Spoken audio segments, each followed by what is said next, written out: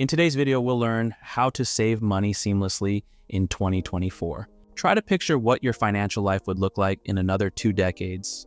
Think about the many times you have tried to save and not entirely succeeded because you haven't figured out how much of your income you should save. In your early to mid-20s, you should aim for a minimum of $5,000 yearly savings. If you are more ambitious, you can aim for savings of $10,000 per year or an even higher amount. Where will these savings come from, you wonder? As we will see in this video, they come from small and large items. Big items are obvious targets, yet we do not often pay attention to small items. If we do spend on these small items every day, they can add up over time. We all find it challenging to save. First, we must understand why we spend money to understand why this is so. To understand spending, we need to understand not just how much we spend, but also why we buy, what we buy, how often we buy, where we buy, and when we buy. So, why do we spend money? You might say just to live, but there are other reasons. Humans have some basic needs, which are typically easy to satisfy. In addition to these basic needs, we have many different wants and desires. While basic needs, including shelter, food, health, and clothing, can be met with a small amount of money, higher needs, such as power, love, and respect, are not easily satisfied by spending, no matter how much money we have. We can spend substantial amounts of money, yet we can still feel unloved and, even worse, unlovable. Spending money will not help us acquire love, respect, self-importance, and other vital aspirations. Consider a simple and routine expenditure for many of us, the money we spend on coffee. We typically do not even think about this expense. It is just coffee, we say. So, why do we buy it? How do we buy it? Where do we buy it? If our goal is to boost our alertness in the morning, we can accomplish this more cheaply and easily. For instance, we can purchase a non-branded cup for about $1. We can learn to live without coffee or make it ourselves for much less a day. It only involves a little proper planning. There is no need to pay $4 per cup at a branded coffee house. If coffee satisfies our occasional social needs to show off our branded cup while meeting with friends, this is a relatively low expense to absorb. If this is done weekly, $4 a week will not affect our savings. However, we consume 2 or 3 branded cups a day at a coffee house. If we spend $4 daily on coffee, we will spend $1,460 yearly. If we drink 2 to 3 cups daily at $10 to $12 daily, we will spend $3,600 to $4,400 a year. As I said, we should aim for a minimum of $5,000 yearly savings. Thus, a daily visit to a branded cafe could amount to 80% of the required minimum of $5,000 in annual savings. Yes, that is a full 80% of our savings goal. The main point is this: we started with a simple expenditure like coffee and assessed the impact of these expenditures on our long-term goals. Even if we can afford an expense, it's wise to forgo it to support our long-term savings goals. Food is similar and can satisfy both basic and social needs to compete. We can meet our basic nutritional needs by making and packing our lunches and dinners, which are relatively cheap. If we prepare our food, we can meet our basic needs for amounts in the range of $400 a month.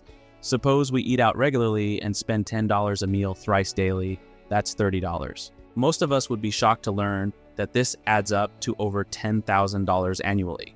Depending on how often we eat out, we can easily save thousands per year by preparing our food. While eating out comes with important experiences, the critical question is whether it affects our long-term financial goals. Assume that we spend $50 each time, twice a week, at upscale restaurants.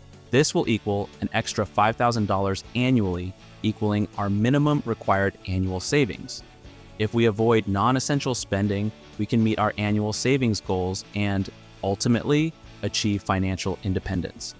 The social aspect of food can be enhanced by having friends over to our home to try different dishes, including foods from different cultures. Friends can also bring their favorite dishes, further enhancing the social aspect of eating. Cooking with friends can save a lot of money and make for a delightful evening. Next, consider transportation costs. There's a wide range of choices. New luxury cars can cost hundreds of thousands of dollars, while low to mid-level models can cost tens of thousands. Then, there are the costs of a new model every year or two: fuel, insurance, aftermarket enhancements, and repairs. Transportation costs can quickly become significant. We can easily meet our savings requirements if we are comfortable cutting back on these expenses. A good used car can cost $10,000 or less. Bus or train tickets can be bought for a couple of $100s a month. That is a significant amount of savings. We can buy a new or reliable used car or take public transportation depending on our budget. The annual cost of operating an average new car, including depreciation, maintenance, insurance, and fuel, is about $9,000 annually. Alternatively, we can take public transportation at a much lower cost, especially if we live or work in a city. If we cannot take public transportation, a used car can cut transportation costs by at least 50% over a new car. Any one of these more economical choices can enable us to meet, or even exceed, our minimum annual savings goals. Next, consider housing. Expenses for housing can vary considerably based on the prestige of the property, desirability of the neighborhood and location, amount of space, and degree of privacy. For example, an apartment on Park Avenue in New York City can cost tens of millions. We all want a well-finished and spacious apartment or home, but is it necessary to have a luxury home in the most prestigious location? If we are just starting our careers, we can rent a studio apartment, share multiple bedrooms with friends, or live with our parents. In many cities, the average annual cost of a single-bedroom apartment is well over $10,000. Sharing an apartment with a roommate can reduce housing costs by at least 50%, which in turn can help us meet our long-term savings goals. We also need to think carefully about big expenditures. One item that stands out is the cost of a wedding, which can be over $30,000. Many families spend much more. We are led to believe that big, elaborate weddings should be expected, even for middle-class families. Once again, it is important to understand why we spend. If the point of the wedding is to celebrate our special moment with friends and family, we can find a way to do so within our budget. If we want to spend beyond this, we must realize that this decision can permanently impact our savings and financial health. Suppose we avoided an elaborate reception costing $30,000. If we were to invest that same $30,000 in the stock market and earn as little as 6% per year, we would have over $300,000 in our retirement account in 40 years.